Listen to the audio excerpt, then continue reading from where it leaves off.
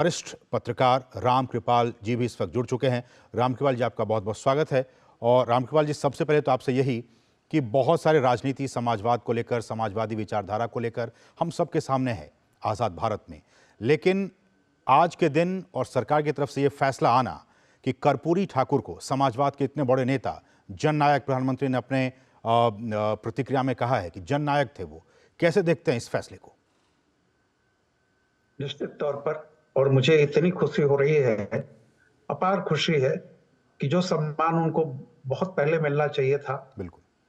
देर से ही सही मिला।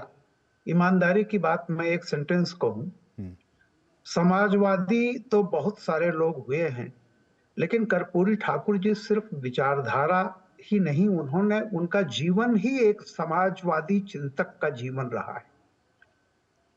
और देखिए, आज भी उनके परिवार के बारे में कोई नहीं जानता, कुछ भी नहीं। तो सामाजिक समरसता के साथ सामाजिक न्याय की जो लड़ाई कर्पूरी ठाकुर ने शुरू की, और मैं बताऊं, बिहार में जो भी पिछड़े अति पिछड़ों को जो भी उनकी एक हक और हुकूक दिलाने का काम किया उन्होंने, बिल्कुल उनको उनकी एक पहचान उन्होंने बनाई। और अगर कोई उनके लिए संघर्ष करने वाला बिहार का जो भी नाम पहले लिया जाएगा, वो कर्पूरी ठाकुर ही थे।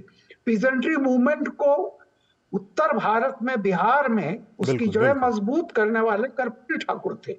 आप उसको चाहे किसानों का आंदोलन कह लीजिए या जो अति पिछड़ा है उनका, भूमिहीनों का, वो महानायक थे।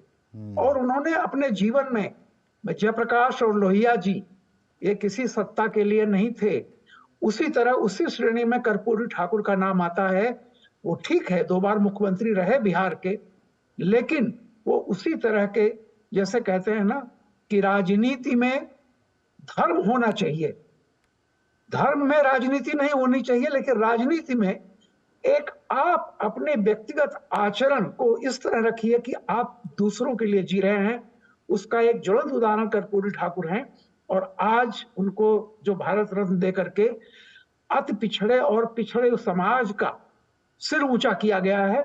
और मैं ये कहूंगा कि चाहे वो प्रणब मुखर्जी के बाद मुलायम सिंह यादव हो, आज कर्पूरी ठाकुर, ये बहुत ही अच्छा, बहुत ही उत्तम काम हुआ है।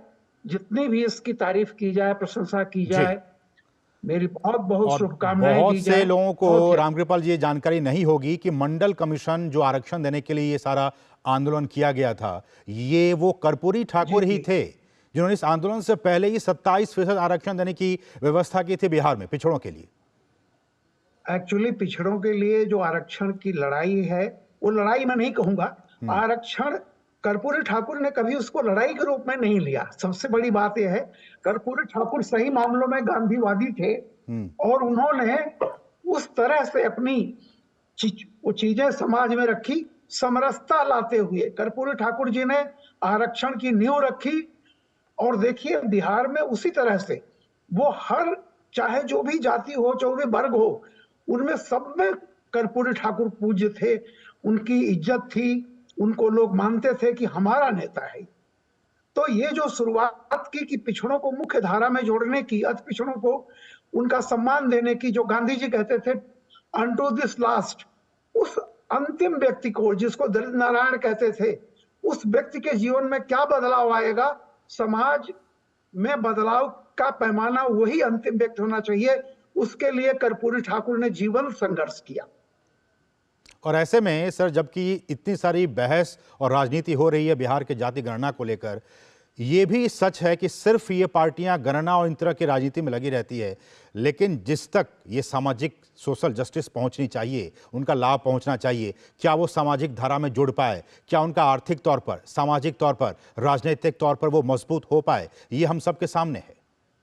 नहीं, बिल्कुल। देखिए, मैं कहूं कि बिहार में जब भी सामाजिक आंदोलन की बात उठेगी, बिना कर्पूरी ठाकुर का नाम लिए कोई बात हो ही नहीं सकती। ये कर्पूरी ठाकुर ही थे जिन्होंने सामाजिक न्याय का एक, मतलब उसका मार्च किया, उसका एक बंदोबस्त किया कि सामाजिक न्याय मिलना चाहिए।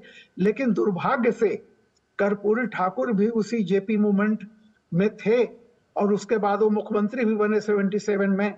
लेकिन अगर आप देखें तो जो सामाजिक न्याय की लड़ाई हुई थी कि आम नागरिक तक पहुंचे, वो सिमटते सिमटते कैसे देखिए पार्टी और पार्टी भी सिमटते सिमटते व्यक्ति के घर में और निजी संपत्ति और पारिवारिक दौर तक पहुंच गई, जी।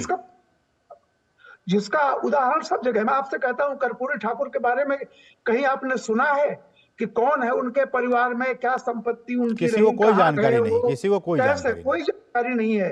वो जी, महान नेता आम जनता के लिए बिल्कुल, खप गया, अनाम, केवल इसलिए कि उनका नाम लिया जाता है कि बिना कर्पूरी ठाकुर का नाम लिए बिल्कुल, बिहार में सामाजिक आंदोलन की कोई बात शुरू ही नहीं बिल्कुल। हो सकती। और मुझे लगता है रामकृपाल जी कि ऐसे व्यक्तित्व को चुनना, और जबकि हम जानते हैं कि पद्म पुरस्कार भी ऐसे लोगों को दिया जा रहा है जो कि गुमनाम हैं, जिनको बारे में कोई जानता नहीं है, लेकिन समाज में वो एक समरसता बनाने में, समाज को मजबूती बनाने में वैसे लोग लगातार लगे हुए हैं अपने जी जान से। वैसे ही चेहरे को एक बार फिर से प्रधानमंत्री और केंद्र की सरकार ने चुना है। कर्पूरी ठाकुर को भारत रत्न देने का फैसला किया गया है। रामकृपाल जी, समय इतना ही। आपका बहुत बहुत शुक्रिया हमारे साथ जुड़ने के लिए और अपने विचार को हमारे साथ साझा करने के लिए। तो इस वक्त ये बड़ी